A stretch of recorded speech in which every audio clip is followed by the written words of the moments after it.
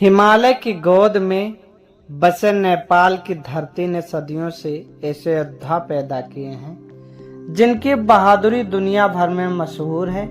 इन्हें हम गोरखा के नाम से जानते हैं। कठिन पहाड़ी जीवन, सादा खान पान, कड़ी मेहनत और अटूट अनुशासन ने गोरखाओं को एक अलग ही ताकत दी है। उनके हाथों की खुखरी जब चमकती है तो दुश्मन का हौसला कांप उठता है।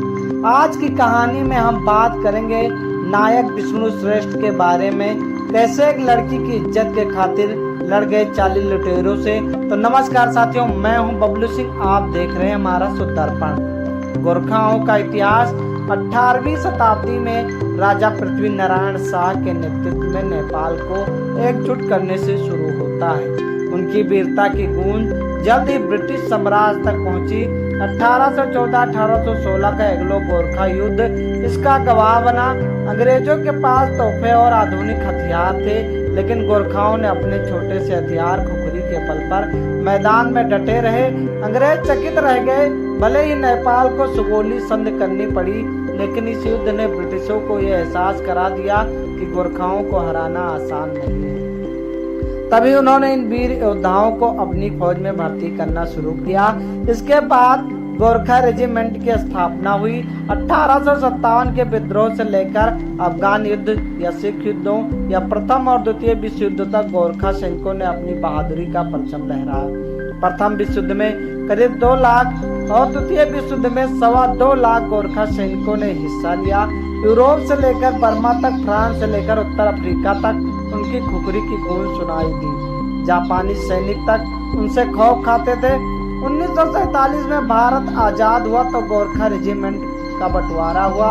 6 रेजिमेंट भारत को मिली और 4 ब्रिटिश आर्मी में चली गई। भारत ने आगे चलकर 11 गोरखा राइफल्स भी बनाई। आजादी के बाद कश्मीर युद्ध, 1962 के चीन युद्ध, 1965 और 1971 के पाकिस्तान युद्ध और 99 के कारगिल युद्ध, हर जगह गोरखाओं ने अपनी शौर्य गाथा लिखी। उनका युद्ध घोष जय महाकाली और गोरखा वाली आज भी दुश्मनों के दिल में डर और अपने सैनिकों के दिल में जोश भर देता है। लेकिन गोरखाओं की बहादुरी सिर्फ युद्ध के मैदान तक सीमित नहीं है। उनकी नसों में बहने वाला साहस आम जिंदगी में भी बार बार झलकता है। यही साहस 2 सितंबर सन 2010 की रात को देखने को मिला।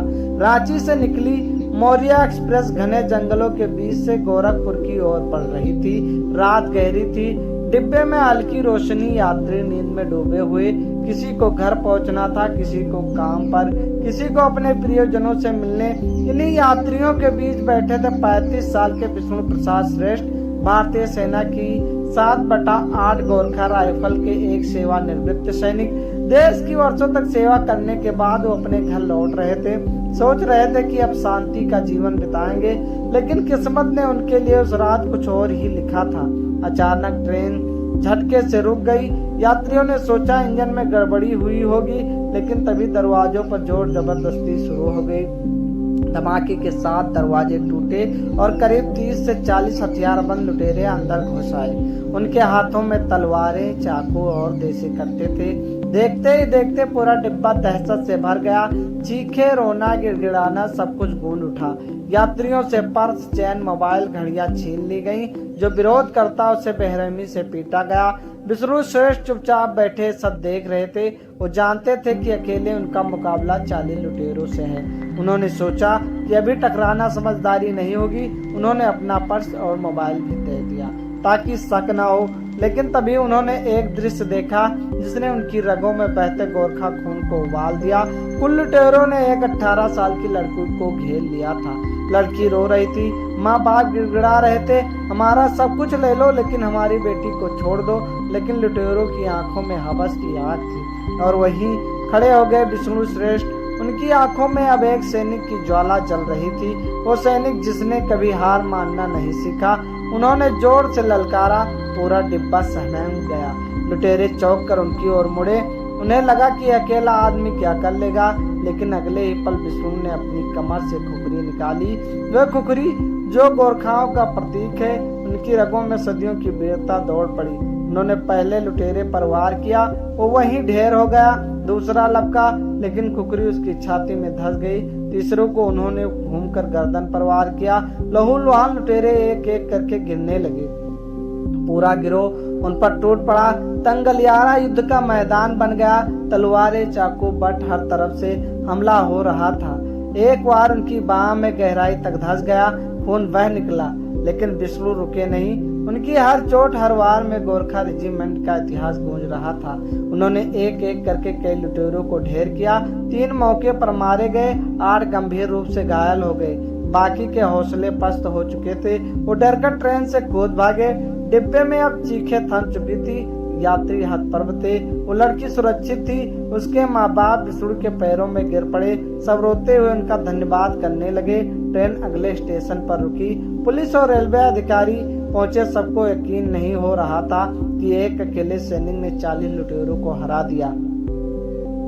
जब उनसे पूछा गया कि उन्होंने अपनी जान खतरे में क्यों डाली, तो उनका जवाब था कि मैं एक सैनिक हूँ। मैं किसी लड़की के साथ ऐसा होते हुए नहीं देख सकता हूँ। मुझे लड़ना ही था। बाद में विष्णु श्रेष्ठ को सेना मेडल और उत्तम जीवन रक्षा पदक से सम्मानित किया गया। उनकी इस बहादुरी को पूरे देश ने सलाम किया। गोरखा रेजिमेंट का इतिहास हमें बताता है कि युद्ध हो या शांति का समय, गोरखा का साहस कभी कम नहीं होता। चाहे दुश्मन सीमाओं पर हो या ट्रेन में घुसा डाकू, गोरखा हमेशा अडिग खड़ा रहता है। विष्णु श्रेष्ठ ने उस रात ये साबित कर दिया कि गोरखा सिर्फ एक सैनिक नहीं, बल्कि बहादुरी का दूसरा